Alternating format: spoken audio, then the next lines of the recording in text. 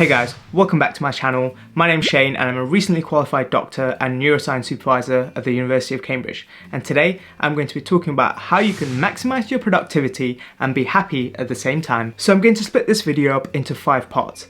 I'm going to talk about the to-do list, the impossible list, the progress principle, the breakdown, and finally, the Pomodoro Technique. So the first thing I want to talk about is the to-do list. Now this is an age-old concept of determining all the tasks that you want to do, determining the order in which you want to do it, then noting it down on a piece of paper or an app. Then you go about your day, finishing all your tasks and checking them off. There's nothing groundbreaking about this technique, but what makes it so effective in maximizing your productivity whilst also maximizing your happiness? Well, Dr. David Cohen seems to think there are 3 reasons behind this.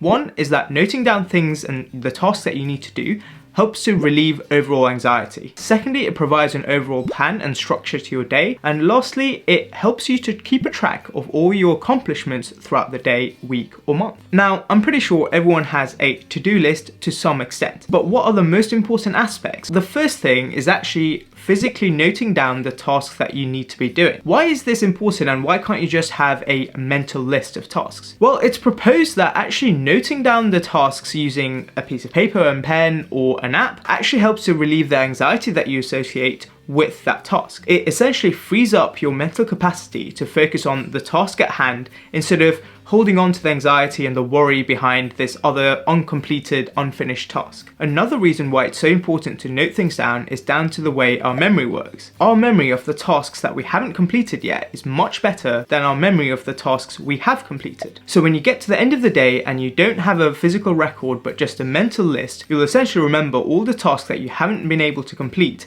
and feel quite unhappy about it, quite unaccomplished and not very content. However, if you did have a physical record like an app or a piece of paper with all the tasks that you've ticked things off with, you'll essentially get to it and realize, you know what, I've actually had quite a productive day and I've managed to do quite a lot of things. So this is why noting things down seems to be so important. It helps to relieve overall anxiety associated with each task, and it also helps to keep a record of your accomplishments, which contributes to overall happiness and satisfaction when you get to the end of the day. The second feature of the to-do list that's quite essential to do is the physical act of checking things off as you finish the task. It's proposed that the act of checking things off releases a molecule called dopamine in a part of the brain known as the ventral striatum.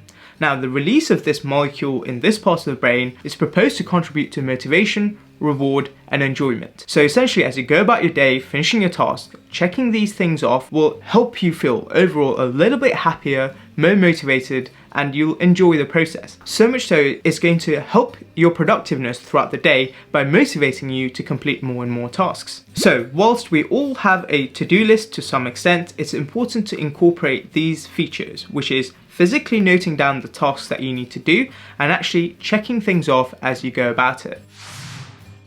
So the second thing that I want to talk about is the impossible list. So the impossible list is this concept of creating a group of tasks that you wouldn't actually expect yourself to finish at the end of the day.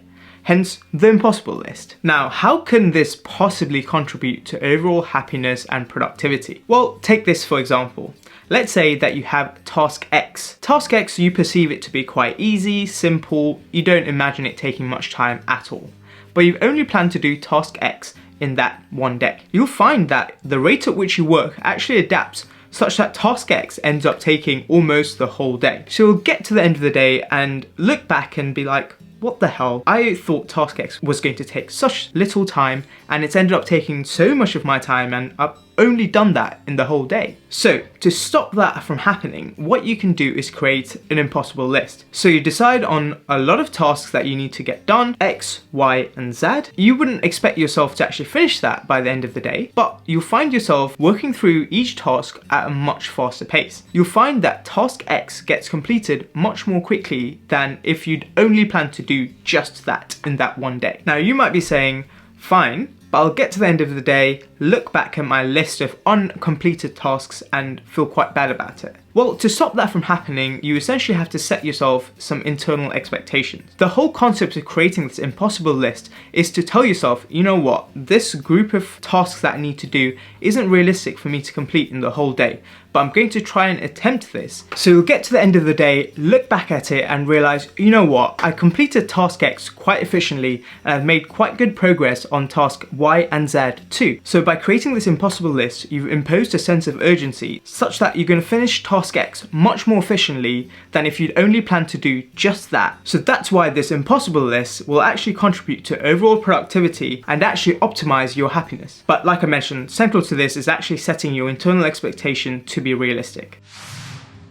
So the next thing I want to talk about is the progress principle, which actually came out of Harvard Business School. A lot of advice is out there that you must identify the most important task of the day and tackle it first, which makes sense because in the morning you're likely to be more active, more alert and less tired. But actually having this mammoth, daunting, big task in front of you can be very demotivating and demoralizing. So the progress principle suggests identify the small, easy tasks within your day and start with that. Finish that first and check them off. And like I discussed before, the act of checking them off is going to release dopamine in your ventral striatum, which may contribute to increased motivation, happiness and enjoyment. So with all of that in place, you can then move on to tackle the most important task of the day with a little bit more enjoyment and a little bit more motivation than if you just sat down to tackle that task first thing in the morning. So it's essentially procrastination, but productive procrastination to set you up in the right frame of mind to tackle the most important task of the day.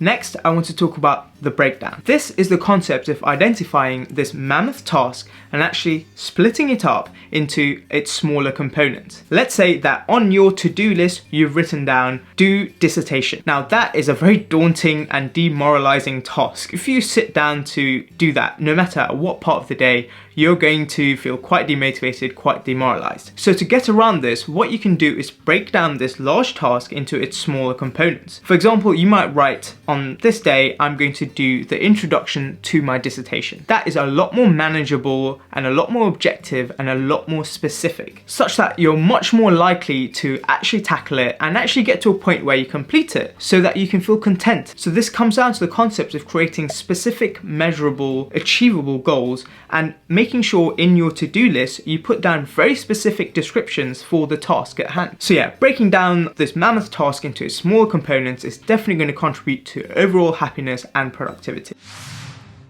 So the last thing I want to talk about is the Pomodoro Technique. Now this technique has recently become very fashionable amongst the blogging community, but it's actually been around since the 1980s when a man called Francesco Cirillo came up with this Pomodoro Technique to help with his university studies. So the technique is quite simple in its most basic form. You essentially sit down to do your work, you set a timer for 25 minutes, when the timer goes off, you take a 3 to 5 minute break and then you repeat the whole process over again. So Pomodoro in Italian actually means tomato, and Francesco named this the Pomodoro technique after his tomato shaped timer that he used for this technique. So the Pomodoro technique in its full formal form consists of 6 main steps. 1. You identify the tasks that need to be done. You sit down, set a timer for 25 minutes and begin working. You finish the work when the timer runs out. You put a mark next to wherever you finished and you count the number of checks or marks that you've made. If you find that you have less than 4 marks, you essentially take a 3 to 5 minute short break. And then afterwards, you go back to step 2 and you complete the whole process again until you find that actually you've made 4 checks or 4 marks. When you've done this, you take a longer break. So instead of the 3 to 5 minute break, you now take a 15 to 30 minute break. So what features of this technique makes it quite good and why does it work? So the act of actually planning things out, just as with the to-do list, helps with overall anxiety relief and helps to provide some plan and structure to your day. And making a record of each work session helps you to gain a sense of accomplishment and realize, you know what, I'm progressing throughout my day quite nicely and working through all the tasks quite efficiently. So the element of planning and recording seems to be quite vital in this Pomodoro technique. Right, so there you have it. Those were 5 ways that you can maximize your productivity and maximize your overall happiness at the same time. So hopefully you guys found this video very useful, and if you have, please like, follow, share and subscribe. But that's it from me for today, and I'll see you guys next time.